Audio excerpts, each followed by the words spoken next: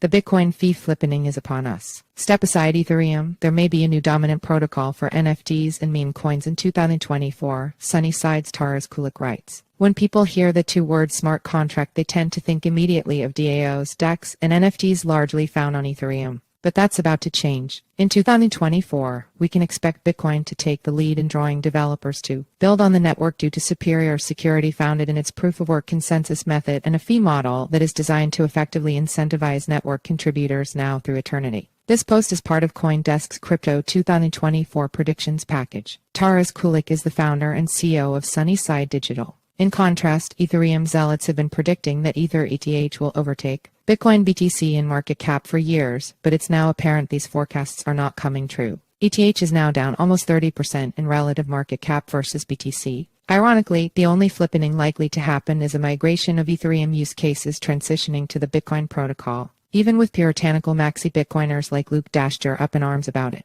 Proof of stake, the death knell for Ethereum. When Ethereum switched to proof of stake PoS, it set the course for its gradual and inevitable obsolescence. In contrast to proof of work PoW, which takes into account the physics and engineering of energy consumption, staking implements a sort of voting system to approve the next correct state of the chain. The more crypto you have, the greater weight your votes have. Essentially, PoS is a replication of everything that's wrong with our current financial system, where the haves obtain greater power over the have-nots or have-littles, except it's on a blockchain. What's more, if measured under the same 51% attack threat model as PoW, PoS is fundamentally and fatally insecure. This is anathema to the cypherpunk vision, and it should be condemned. A system built on constant hard forks is bound to make network participants weary of the potential unforeseen implications of each upgrade. See also, Casey Rodarmer, the Bitcoin artist's most influential 2023. You could say Ethereum was misguided from the beginning, ever since the Ethereum Foundation created a 70% premine to pay themselves. This move set the course for the powerful to control the network, and it becomes blatantly obvious that Ethereum is destined to fail, even from a regulatory standpoint if it comes down to that. It's quipped that if the Securities and Exchange Commission (SEC) calls and someone is on the other end to answer,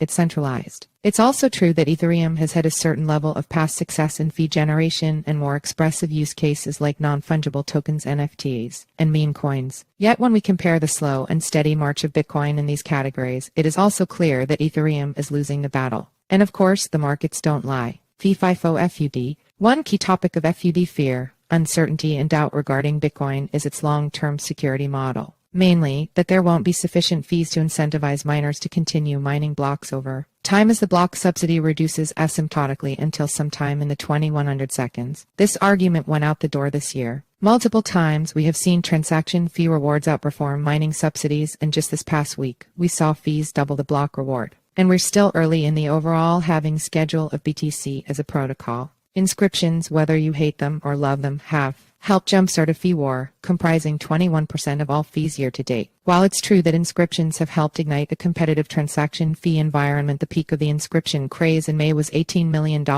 Regular daily transaction fees have amounted to $13 million.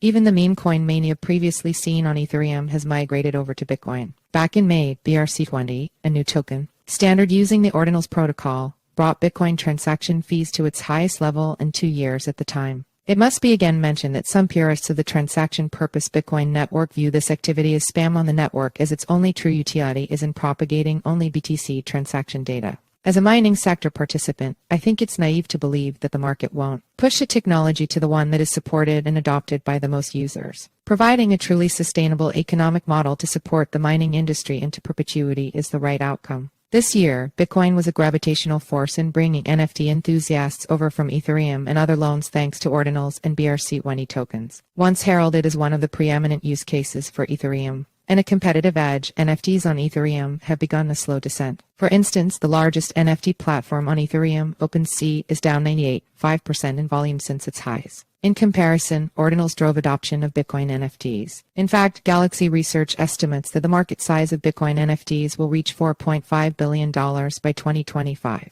This research and the growth of usage of the Bitcoin protocol for new use cases have the potential to bring an end to the centralized network of Ethereum. Bitcoin on the international geopolitical stage. The real problem worth solving here is money, and Bitcoin is winning by most metrics, including institutional and nation-state adoption. See also, Bitcoin ETF ad war officially underway with Bitwise campaign. El Salvador adopted Bitcoin as legal tender and has been using it as a way to turn its country around into a prosperous nation. Just recently, President Nayib Bukele received regulatory approval to launch his Bitcoin-backed volcano bond in 2024. Javier Milei, the libertarian president of Argentina who was recently sworn in, is also a proponent of Bitcoin. He has previously stated that Bitcoin represents a return of money to its creator, the private sector, and it is rumored that Argentina might be the next large nation to adopt a Bitcoin standard. Bhutan has been quietly mining Bitcoin. Oman made a $1.1 billion investment on Bitcoin mining infrastructure, and other powerful countries are expressing interest/investment in Bitcoin. In the West, we have even seen presidential candidates like Robert F. Kennedy Jr.